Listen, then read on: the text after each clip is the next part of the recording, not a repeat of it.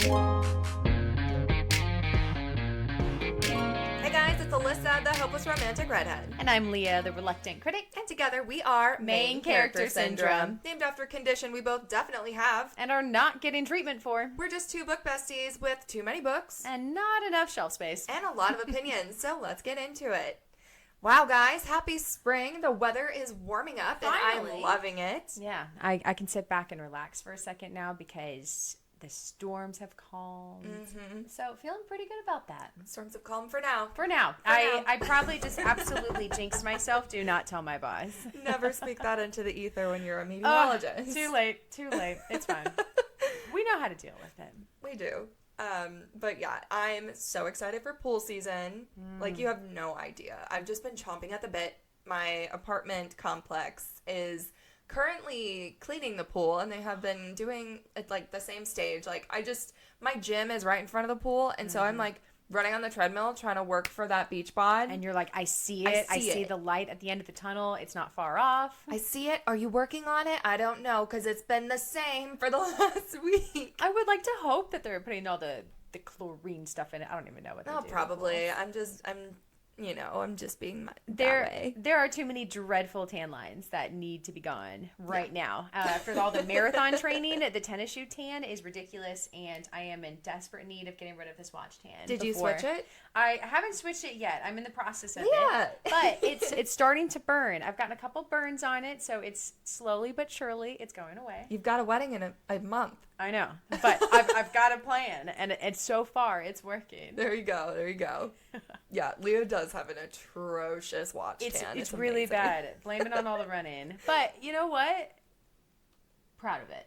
Except I won't be on the wedding day if it's still there. You have the marathons to prove it. I mean, you're a runner. That's the main character moment of the month, I think. Yeah. So let's get into we'll get into main character moments in a second. First of all, we want to do a reading report card. So we go last read, now, or next, or if you read multiple books in April. Leah? Oh gosh, I'm working on so many right now. So what I'm currently working on a book because we're going on our honeymoon in Iceland. So I'm working on a book about the history of Iceland. So I've been reading that for a little bit of time, and then I am reading or listening to Fairweather Friend. Ooh. It's about a meteorologist who got murdered. I don't know why I picked these books, but I'm enjoying it. I'm really enjoying it. I kind of love that, though. It's great. That might be a topic. I finished Remarkably Bright Creatures, which is going to be a topic of discussion in a future episode. Oh, you did finish it. I did finish it. I'm so excited to talk about that with you. I finished it yesterday. And then I think that's about it. So kind of in the midst of a few things, a lot of unfinished books right now. Love that for you. I am like deep into the Book of Azrael series. I am on book 3. What is that? When I think Azrael, I think Akatar. That's what I thought. And I'm like, he doesn't have his own book, I know. Although I'd be all for it, honestly. So it's the Gods and Monsters fantasy series, and it's by Amber Nicole. And the first book is the Book of Azrael, which is really, really good. It's enemies to lovers, which you guys know I'm a fiend for. Hopeless romantic redhead. Fated mates. So if you love Akatar, you'll love this one. But it's almost got like a vampire vibe without. I mean, they have vampires, but the main character is not a vampire. She's like a vampire / dragon / powerful being. I don't know. How are you a dragon? She's like a monster. What's her name? Her name is Diana. Diana book. And it should be noted that Azrael is spelt differently. And Azrael's not the main character of the book either. Oh. The main man is named Sam Keel. Is Azrael a character, though? Azrael is a character. But what? They have to find the book of Azrael's book. Oh, okay. So it's kind of like, I don't know. It's like a quest that they're going It's on. like, there's a quest, there's fated mates, it's enemies to lovers, it's So is she actually a dragon? I don't really know, but she does breathe fire. I'm not quite sure. They call her... Gosh, what do they call her? It's like, it's a made-up word. See, it's the made-up words that I always struggle with trying to remember and pronounce, because all of these books have different languages that I just cannot wrap my head around. Okay, it is Igmaruthan. Igmaruthan. Yeah, I'm like, I don't know what that is, but she's a shape-shifting creature It's vampiric. She breathes fire, and she's very powerful and badass. Like, that'd be fun. She's got the attitude of Selena Sardothian in Throne of Glass. Yeah, it's fun. Okay. And there's found family. Like, there's an inner circle type family. Oh, it's great. I love it. I'm so deep into it. And there's some spicy scenes. There's some good spicy scenes. If it's romantasy, it kind of goes hand in hand. You have to. So she likes this Sam Keel guy. I'm not going to spoil it, but yeah. I mean, I'm just going to look it up on Goodreads. Yeah. No, it's great. I was also just looking at fan fiction, and he's literally like holding her butt. Yeah, literally. in one of the pictures, so I can only assume. There are so many times where like you'll get the book spoiled if you like search on Pinterest. Well, that's how the end of the Throne of Glass series got ruined for me. Oh no! Because I was listening to that Sarah J. Maas podcast, and she was on Call Her Daddy, and I was like, oh. It's like, so that's what happens. I'm like, that's kind of a bummer that I know about that right now, but I'm also a person who, I don't know, I still finish the series even if it gets ruined for me. I hear that. So a lot of times, if I'm in a book and I don't know if I'm gonna like it anymore, I like look to the end to see if like the ending is really, really bad. Do I like how it finished? And should I just like cut my losses now? Yeah. But I've only done that a couple times, and I have pushed through to the end. I finish most books. I think there's like maybe 2. A couple of like the Libby ones that pop up, like I don't always, I forget to listen to them, and then they're going to the void. I want to know if y'all are the same type of weird. If you start reading a book and then you immediately search the characters' names in Pinterest for romance interest, because I'm like, I clock that immediately. Now TikTok is like the new Google for it. So I'm like, what does this person look like in real life? And then but Pinterest has so many. Yeah. I love character art. And some of it's AI, but a lot of it's like real people. I love it when they draw it and you're like, you put every single like piece of passion into this drawing, and it's incredible. Yeah. So anyways, Book of Azrael, you guys should check it out. It's really, really good. Okay. That might be on my TBR for the summer. Yeah. I would say. I have a couple to get through at the moment. But I'm hoping to finish this month. The next one I want to read is the next book in the Book of Azrael series. So, are you on book 1? I'm on book 3. I think there's 4 or 5. Oh, okay. I like an author who has a good chunk of books to read. Yeah, and they're lengthy books. I mean, the audiobooks, I'm listening to the audiobooks, so they're about 20 to 25 hours. Oh my gosh. Okay. Wow.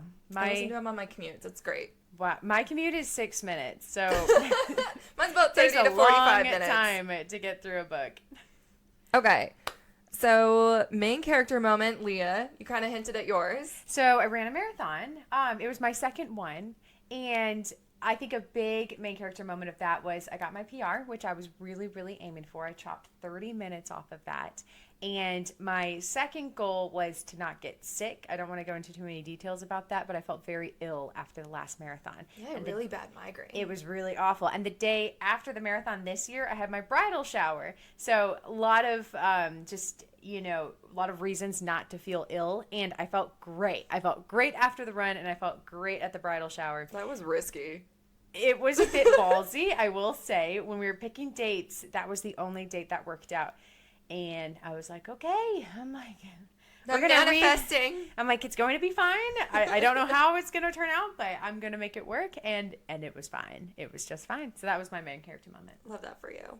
I did not run a marathon, but I ran a 5K. And she got PR. Yes, I PR'd. And we also raised $500 for Make-A-Wish. So. It's incredible. Yeah. And we saw a wish come true, which was really, really cute. The girl went to Disney World, of course. Yeah. But like every time I see it, I'm like, this is so cute. She cried. We knew it was happening. We knew it was happening. Everybody knew exactly what was going on. And we all still had the same reaction. And I cried. Yeah. I was like, who's cutting onions? It's rude. Oh, everybody around us were like, who has that knife? Like, we need to take it away from them, take the onions away. Like, nobody's safe here. No, nobody's safe. Especially when it's a child and they're crying. Oh. It's like that when a kid gets a wish, or when, like, a husband or father comes home from the war, or being overseas, deployed. Any of those videos that I see, like, veterans coming home to their kids, or dogs, like Marley and Me. Don't even get me started. Marley and Me was the first movie I cried during. Me too. Yeah. Like, the first and only for a while. Like, I didn't even cry in The Fault of Our Stars. Like, no, that one didn't make me cry. But I was also on an airplane, so I was trying not to, like, you can't really feel cry. anything. There's a lot of pressure not to have those types of feelings on airplanes. Okay. Anyways, we just did 10 minutes of random stuff. So we're going to get into what we came to talk about today and what you guys want to listen to. We're going to talk about how spring is in full swing and summer is on the horizon, and the reading energy shift has come with that. The longer days, the warmer weather, we are ready for pool reads. I'm so ready for this. When I pick pool reads, I need something really, really light. Like I'm probably going to take a break from Throne of Glass over the summer because I need to focus on it. I feel like that's more of like a winter fall series. Yes. Yeah. When you're sitting down, you're cold and you're cuddled up, that is what you read. But a pool read, in my opinion, I feel like it needs to be more of a lighthearted book. I would agree. So we're going to give some examples of what's on our May TBR and kind of talk about some summer reading prep. So Leah, let's talk about a couple books for you. Okay, so this one, it hasn't come out yet, but this actually just goes against everything I just said about my typical pool read, I will say. So there's a little bit of a caveat, but I found this book that's coming out July 21st, and it's called Atmosphere, a love story by Taylor Jenkins Reid. So it's about a reserved astronomy professor, and okay, this is maybe a little bit more nerdy because I like weather and I also like science and stuff. So when NASA opens its space shuttle program to Woman 1980, she has a chance, this woman. Her name is Joan Goodwin, and she's selected from thousands. She trains alongside a diverse group of astronauts and forms unexpected friendships, discovering new passions and love along the way. But during a 1984 mission, everything changes in an instant, forcing Joan to question her place in the universe. I have no idea what that means, but that's the little teaser that I got on this book. And again, it goes against every pool read that I would normally pick. I have but some it comes good news out for in the you. summer. It actually came out last summer. Wait, I thought it was 2025. Oh, wait, am I looking at the wrong book? Is it not that kind of proposal that comes out this summer? I don't know. Okay, I might be looking at the wrong one. But Atmosphere is definitely out. Okay, well, that's going to be my pool read. Oh, thank goodness. Yeah.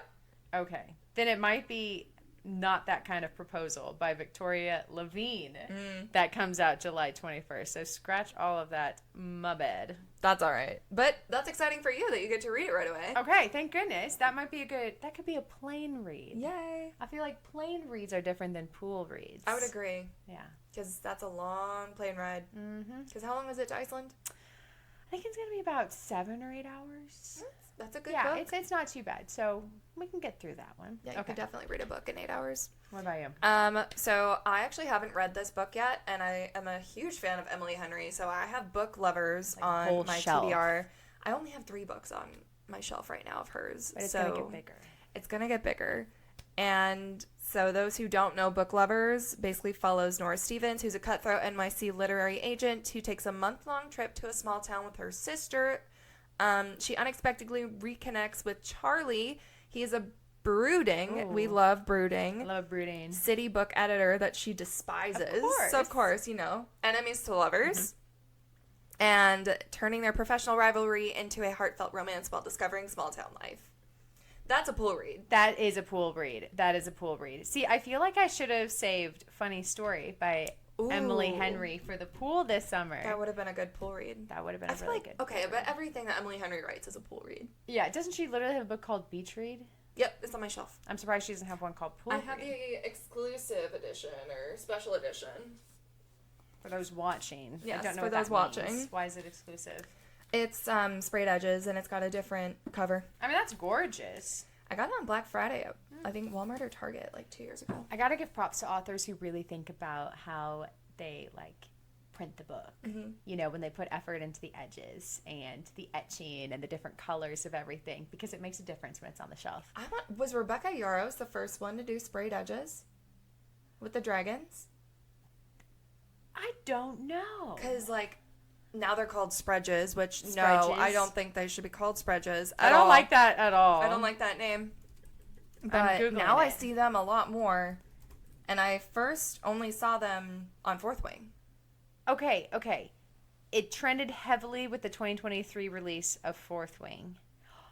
So maybe it was around, but maybe not to that extent. Because I feel like I've seen books with black edges before, or maybe different colors. Yeah, gold. solid. Yeah. Yeah, but I've never seen designs until that.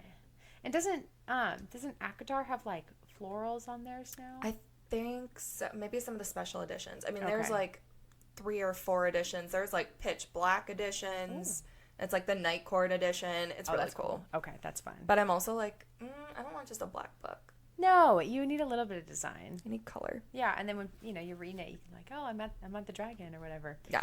Well, okay, what's the next on yours? Okay, now this is the one that is coming out on July 21st. It's called Not That Kind of Proposal. So after a breakup, a wedding planner named Gracie Holland rebuilds her life at a charming Rhode Island estate. I love Rhode Island, so that's what drew me to this one. Until it's inherited by a guy named Jude Larkwood, a cynical divorce lawyer who plans to sell this said estate. When Gracie's ex asks her to plan her wedding, which I don't know why you would say yes to, well, she strikes a deal. She wants to prove to Jude that love is real, and he'll let her plan one final wedding on the estate. That's like their little deal. But as they grow closer, they must confront whether a hopeless romantic and a skeptic can find something together. Oh, I love that. I think it sounds cute. Sounds like enemies to lovers. It is. And I always like a good, like, skeptic. Mm-hmm. It's just, it kind of adds a little bit of intrigue. It does. So, Jude. Jude is a good name for a guy. Yeah. I wouldn't pick it. There is, what's it called? The Cruel Prince, where Jude is actually the girl's name. Oh, okay. I could see that. I am actually a big fan of, like, guy names for girls. Mm-hmm. Like, I think Charlie. Mm-hmm. I think it was Gossip Girl that had the character Charlie. I love Charlie. If you like Akatar, you'll like The Cruel Prince. The only thing in The Cruel Prince is the male main lead has a tail. And I don't like tails.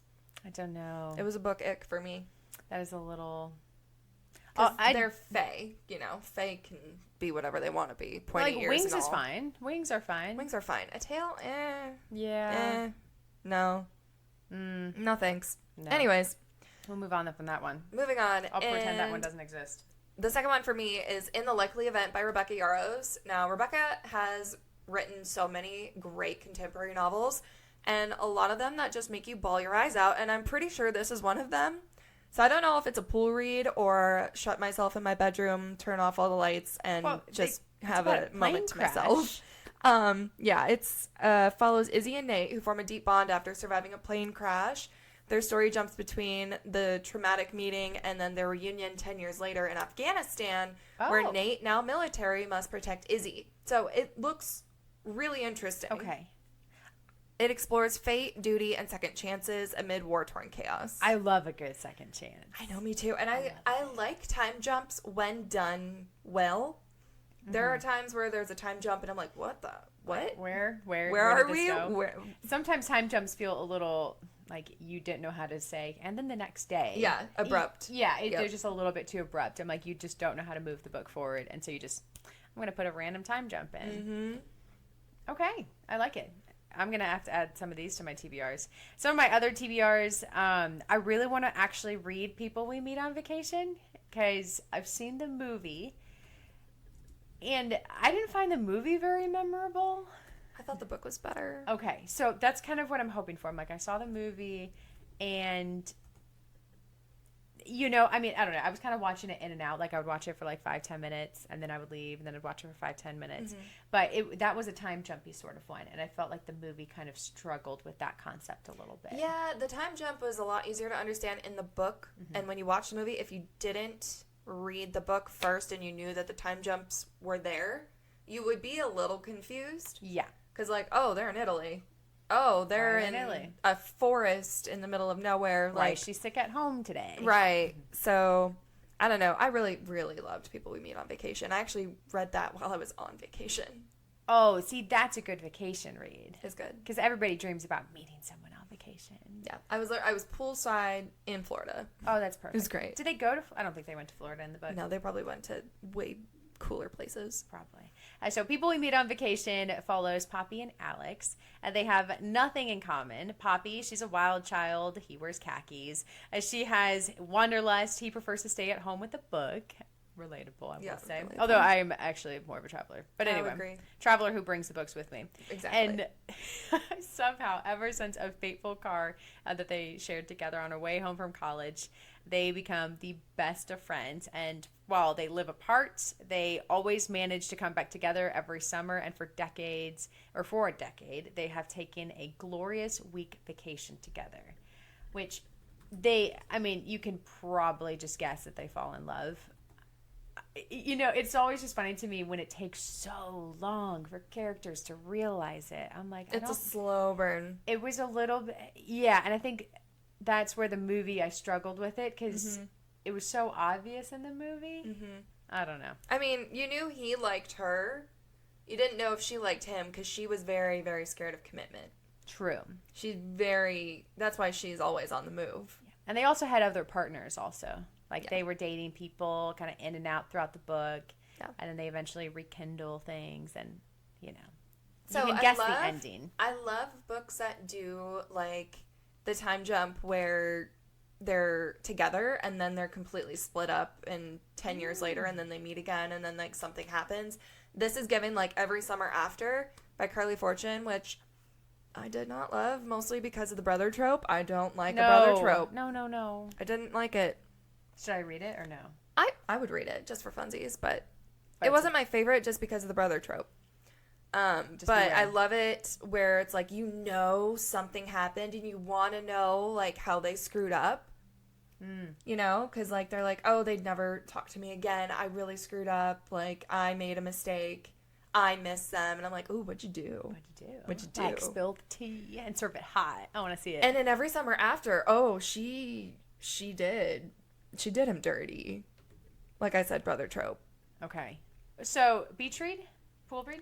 Beach read, pool read. Mm-hmm. Is it like you don't need to put too much thought into it? Beach read, I have not read yet. That is on my beach read. Oh, I was talking TBR. about, was that book a beach read and a pool read? Oh, yeah, there's also, we said, beach read. There's probably a book called Pool Read, and we're just confusing everybody now. Yeah, Every Summer After, it's like a summer lake house. So, yeah, that's a beach read. Yeah, that's a beach read. But, yeah. How do you find your summer books? How do I find my summer books? A lot of times I'll, like, search Goodreads and be like, summer reads, pool reads, TikTok, Instagram, Reddit. Yeah, I was going to say Reddit. You know? I've also, like, typed topics into Google before, and I'm like, book about this, and then see what pops up. Reddit is a good one because I feel like we get these unfiltered reviews. Oh, yeah. That are just amazing. And I like that they redact if they're spoilers. That's very helpful, although I always click read it. I also do. Like, no spoilers are safe for me. No, same.